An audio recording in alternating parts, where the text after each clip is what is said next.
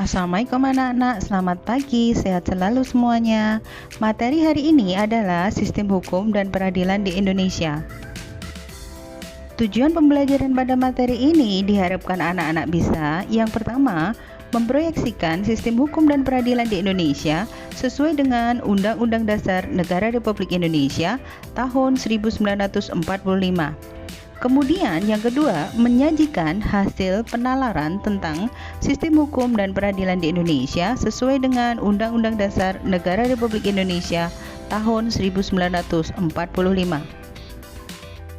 Silakan dilihat peta konsep sistem hukum dan peradilan di Indonesia.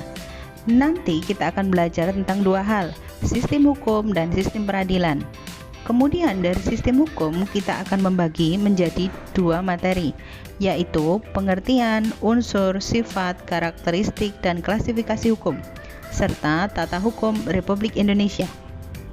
Dari sistem peradilan kita akan belajar tentang makna dan fungsi landasan hukum, serta klasifikasi lembaga peradilan. Kemudian perangkat, tingkatan, dan peran lembaga peradilan, serta sikap dan perilaku sesuai dengan hukum. Oke, kita mulai materi yang pertama, pengertian, unsur, sifat, karakteristik, dan klasifikasi hukum. Hukum menurut Profesor Dr. Van Kan, yaitu hukum merupakan segala peraturan yang mempunyai sifat memaksa yang diadakan untuk mengatur dan melindungi kepentingan orang di dalam masyarakat. Hukum menurut Mr. E.M. Myers, hukum merupakan aturan yang mengandung pertimbangan kesusilaan. Hukum ditujukan kepada perilaku manusia dalam masyarakat yang menjadi pedoman bagi para penguasa negara dalam menjalankan tugas. Itu tadi pengertian hukum dari para tokoh-tokoh. Silakan Anda gali lebih lanjut di beberapa materi di Google Classroom. Berikutnya kita akan belajar tentang unsur-unsur hukum. Unsur hukum yang pertama adalah peraturan mengenai tingkah laku manusia dalam pergaulan masyarakat. Yang kedua adalah peraturan itu diadakan oleh badan-badan resmi yang berwajib. Yang ketiga adalah peraturan itu bersifat memaksa, dan yang terakhir adalah sanksi terhadap pelanggaran peraturan tersebut adalah tegas. Karakteristik atau ciri-ciri hukum terdiri dari yang pertama, berisi perintah dan atau larangan.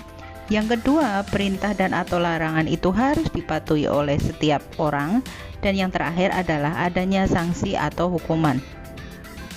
Klasifikasi hukum berdasarkan bentuknya terbagi atas dua, yaitu hukum tertulis dan hukum tidak tertulis. Hukum tertulis adalah hukum yang dicantumkan atau ditulis dalam peraturan perundang-undangan. Contohnya adalah hukum pidana ataupun perdata.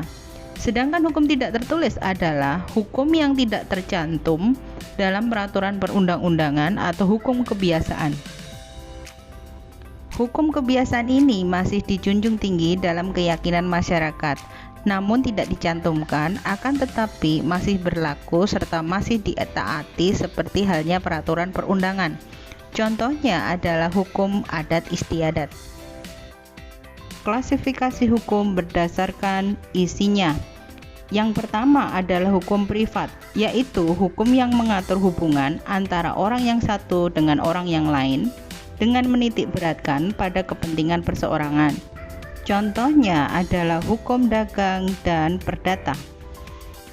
Berikutnya adalah hukum publik, ialah hukum yang mengatur hubungan antara negara dengan alat kelengkapan negara, atau mengatur hubungan antara negara dengan warga negaranya. Contohnya hukum pidana, tata negara, dan administrasi negara. Sekian untuk pembelajaran hari ini. Patuhi protokol kesehatan. Sehat selalu semuanya dan see you next week. Matur nuwun.